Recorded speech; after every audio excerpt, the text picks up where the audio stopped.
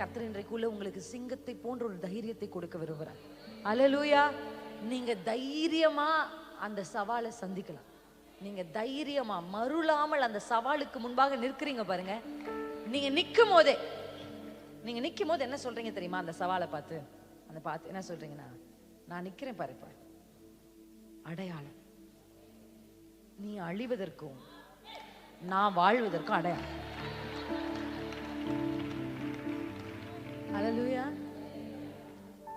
Face பண்ணா தாவீது பாருங்க, கோலியாத்தை நீதிமானால் தான் பார்க்க முடியும். கோலியாத் மற்றவங்க எல்லாம் ஓடி ஓடி போறாங்க. தாவீது நின்று அதை பார்க்கிறார், பேசுகிறார். உங்களுக்கு தெரியுமா, மனுஷ கண்கள்ல பார்த்தா கோலியாத் தாவீது பேசும்போது அப்படியே நிக்கிற மாதிரி தான் இருக்கும். ஆனா ஆவிக்குரிய கண்கள்ல பாத்தீங்கன்னா நீங்க யோசிச்சு பாருங்க, அவ்வளோ பெரிய கோலியாத்தை கல்லுல சாய்க்க முடியுமா? நம்ம குட்டி பையன் கூட கல் அடிச்சா விழமாட்டான். அவனை எப்படி அப்படின்னா என்னன்னா, அதை எதிர்த்து நின்னாரு பாருங்க தாவீது. அந்த 7 பள்ளத்தாக்குல அவர் எதிர்த்து நின்னு பேசவே கோலியாத் அப்படியேதான் நின்றுட்டு இருக்காரு. ஸ்பிரிச்சுவலா சொல்லி தரேன் உங்களுக்கு.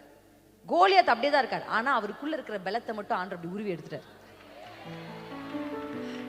நீங்க போய் நின்னா போதுங்க, அவ்வளவுதான்.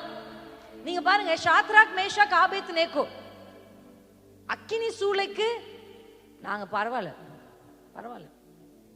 நாங்க அதை பார்த்தெல்லாம் பயப்படுறது இல்லை. நாங்க கர்த்தருக்கு மட்டும் தான் பயப்படுவோம். கர்த்தருக்கு பயந்தவனால அதுக்கு முன்னாடி பணிய முடியாது. அல்லேலூயா.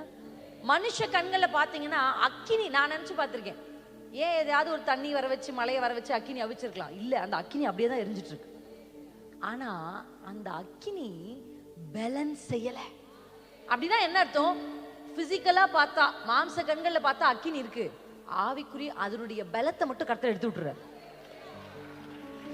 அந்த சுட்டிருக்கிற அந்த பலனை மட்டும் அதுல இருந்து எடுத்துட்டார் ஆண்டவர். உங்களுக்கு புரியுதா? அதுக்குள்ளவே உலாவறாங்க. ஆமென்.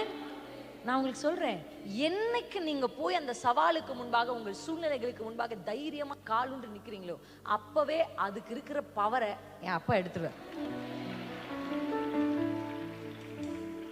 சிங்க கெபில சிங்கத்தை கர்த்தர் துரத்தி விட்டுறல, சிங்கம் அப்படியே தான் இருக்கு.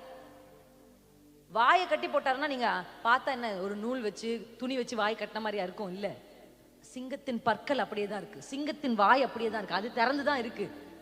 ஆனா அது கடிக்கணும்ன்ற அந்த பவரை மட்டும், அல்லேலூயா, அதுக்குள்ள இருந்து கர்த்தர் எடுத்துட்டார். எத்தனை பேருக்கு இந்த ரகசியம் புரியுது? அதனாலதான் நான் சொல்றேன், தைரியமா இருங்க. நீங்க போய் நிக்கும் போதே நீங்க வெறும் அது நிக்கிறதா பாப்பீங்க, அதுக்குள்ள இருக்கிற பலனை கர்த்தர் எடுத்து விட்டுருவார். சும்மா அது சும்மா நிக்கும்.